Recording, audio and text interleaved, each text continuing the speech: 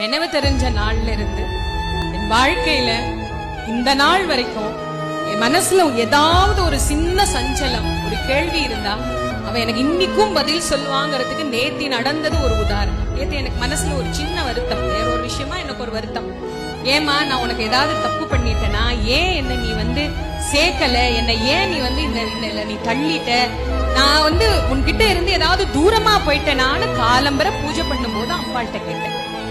காலம்பரம் அம்பாள்கிட்ட கேட்டேன். மாலையில எனக்கு 5 மணிக்கு வகுப்பு, 4:45 அந்த தம்பி வந்தாப்ல, கார்ட்டூனிஸ்ட் கோபி, அவர் வந்தாப்ல. நான் நேத்து காலையில எங்க அம்மாட்ட கேக்குறேன், என்னம்மா என்ன இப்படி கேள்வி கேட்க வச்சிட்டியே, நான் உனக்கு பக்கமா இருக்கிறேன்னா தூரமா இருக்கிறேன்னா எனக்கு தெரியலையே, என்ன ஏன் நீ இந்த விஷயத்துல நீ தள்ளுன அப்படின்னு நேத்து கேள்வி கேட்டு முடிச்சேன்.